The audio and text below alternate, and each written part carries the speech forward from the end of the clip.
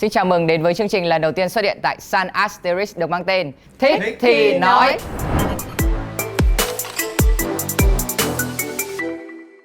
Tôi là Ngô An Kha, host của chương trình. Thích thì nói là talk show nơi mỗi người có thể chia sẻ quan điểm, ý kiến của mình về các vấn đề trong công ty cũng như là ngoài cuộc sống, từ tình yêu cho đến công việc hay là văn hóa, giải trí, xã hội. Với tiêu chí là nhìn thẳng, nói thật. Đến với mỗi số thì chúng tôi sẽ có 3 nhân vật chính, trong đó tôi, người thường được mọi người gọi với biệt danh là nhà văn Ngô An Kha, nhưng mà tôi chỉ dám nhận là một túp lều văn thôi. Còn anh trai ngồi bên cạnh tôi đây là anh Vinh, đến từ Nhổn City, vì thế có biệt danh là Vinh Nhổn. Và một nhân vật luân phiên không cố định trong chương trình. Đến với Thích thì nói số đầu tiên, nhân vật đó là ai thì chắc là để người đấy tự giới thiệu về bản thân mình đi. Chào tất cả mọi người, tên mình là Nguyễn Minh Huyền ở team HR Strategy, mình là vị trí data analyst. Ok, vậy là chúng ta đã biết về khách mời của chương trình Thích thì nói rồi. Để tăng nhiệt cho chương trình một chút thì anh em mình đồng khởi phát nhỉ? Được. Ok.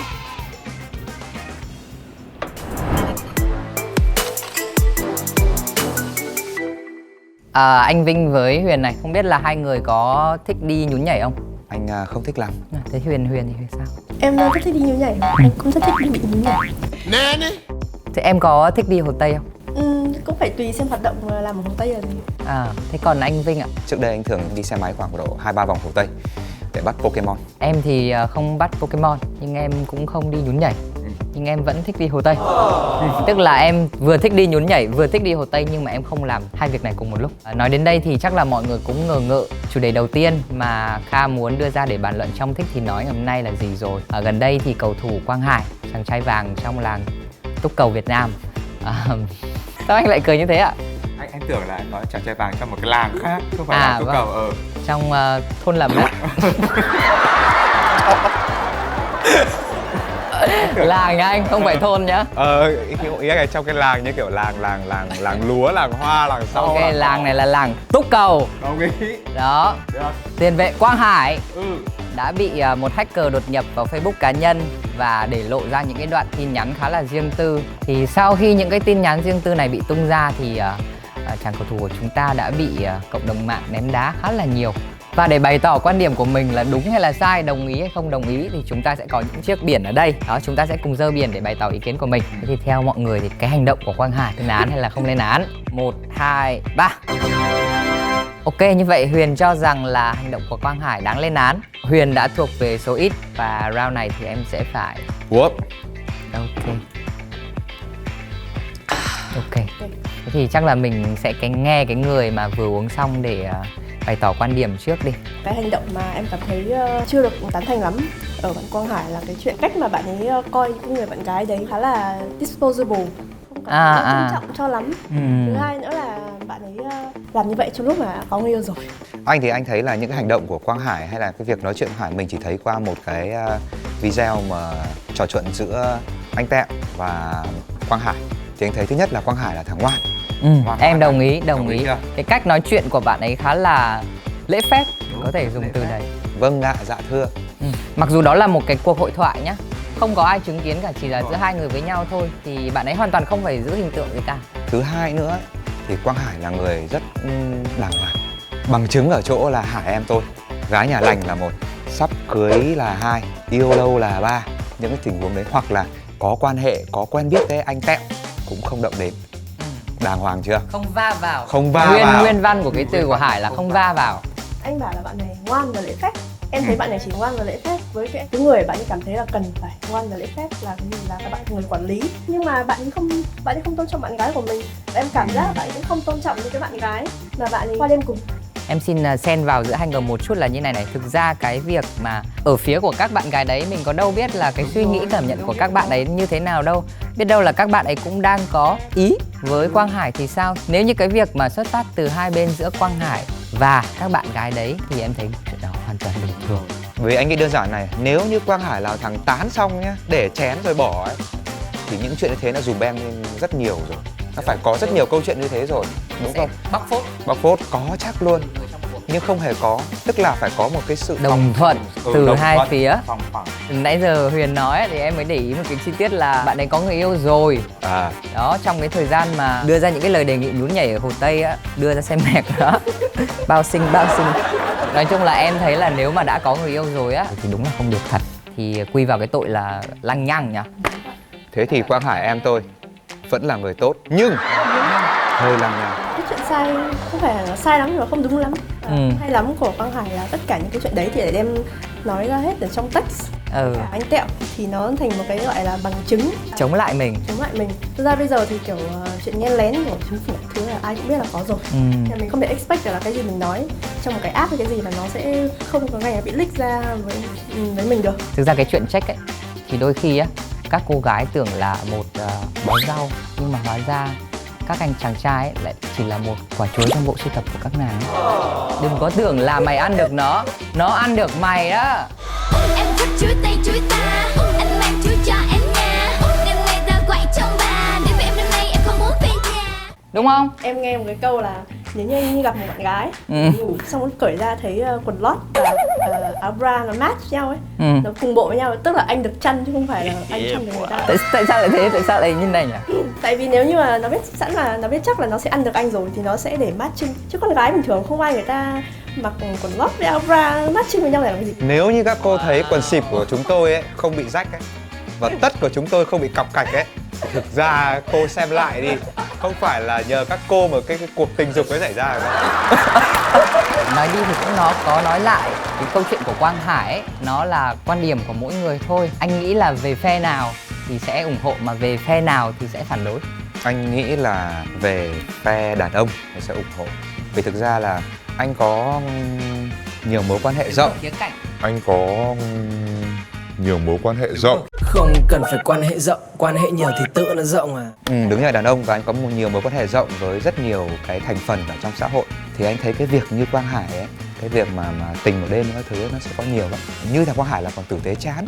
Đúng chuẩn đó. Bởi vì là xã hội ngoài kia nó đen tối quá. Hack cái Zalo của anh ra thì đúng rồi, trong có nhiều thứ chắc chắn là một cái khủng hoảng truyền thông lớn. Anh thì không sao, nhưng rất nhiều gia đình khác sẽ bị đốt liên lụy. Cho nên là mình cũng chỉ expect được như thế mọi người thôi. Mình không được quyền expect một cái gì nó tốt đẹp. Đó thì chính là cái phe phụ nữ thì thường là sẽ phản đối nhiều hơn đó. Nhưng mà thực ra quan điểm thì không có đúng, không có sai. Và dù sao Quang Hải cũng là một tài năng của bóng đá Việt, là không vì cái chuyện này mà Quang Hải sẽ bị ảnh hưởng tâm lý để có những cái kết quả thi đấu. Chúng ta hãy bị chú ý hơn. đến Hải vào cái việc là bạn ấy thi đấu như thế nào, bạn làm gì ở trên sân bóng, chứ không phải ở Hồ Tây hay ở trong xe mệt hay là nhún nhảy. Ok.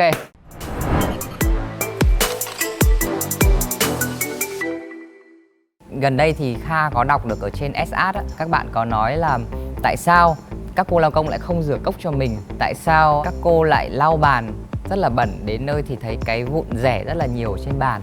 Thì nó lại gợi nhớ Kha đến một cái câu chuyện gần đây, đó là một cậu bé 12 tuổi ở Đồng Nai.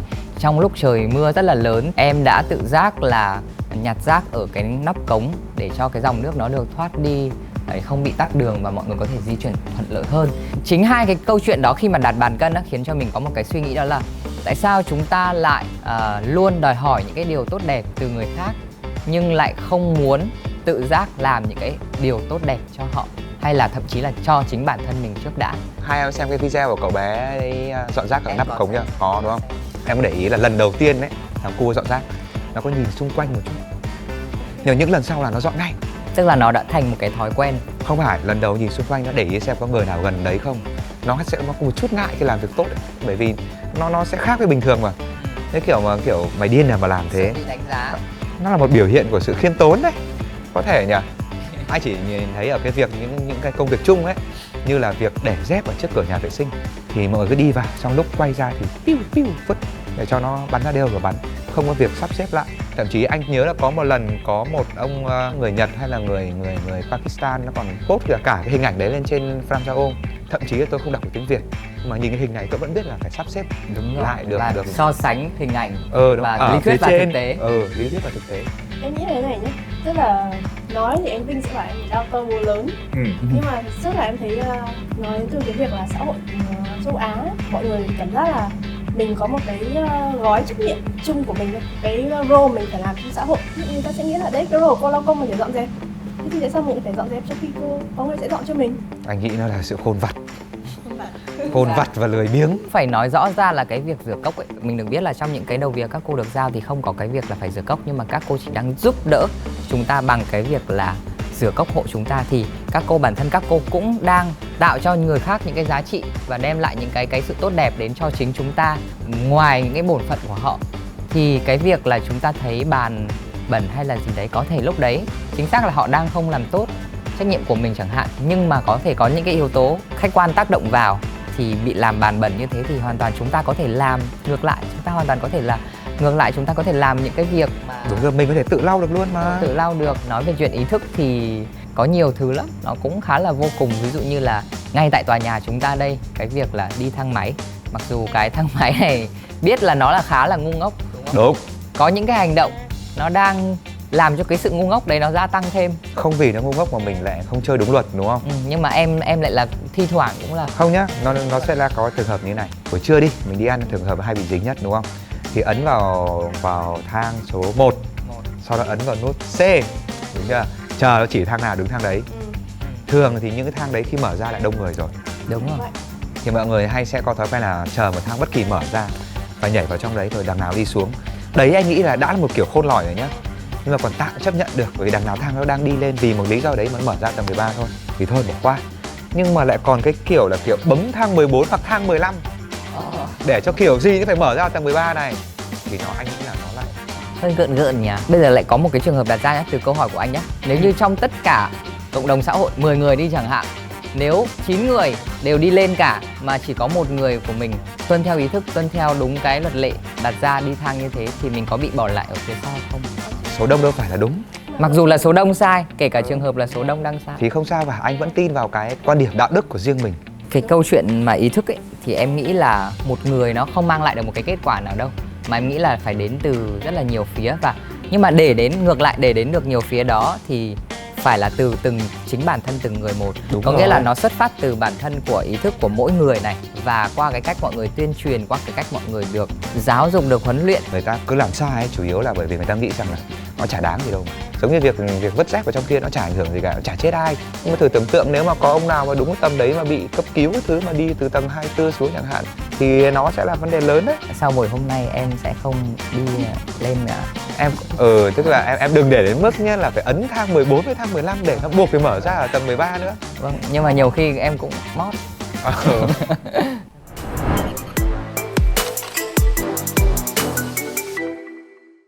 Nói về quan điểm thì không có thiên về một thái cực đúng hay là sai, hay là khen hay là chê nào hoàn toàn cả. Nhưng sẽ có người nói rằng là nếu như bạn làm tốt thì bạn đừng có ngồi đấy mà khen hay là chê người khác nữa. Kha thì Kha nghĩ rằng là mỗi người sinh ra sẽ có cái bổn phận là làm, và có những người còn lại là có bổn phận để nói. Và có những điều nếu như người khác không nói ra thì chúng ta sẽ không bao giờ nhận thấy cả. Và thế chúng tôi cảm thấy thích thì nói. Và nếu mọi người cảm thấy chương trình này thật hay và thú vị thì hãy like and subscribe. Và nếu như mà các bạn có đề tài hoặc chủ đề nào muốn chúng tôi bình luận, hoặc các bạn muốn ngồi ở chiếc ghế của Minh Huyền đây, thì hãy comment ở bên dưới.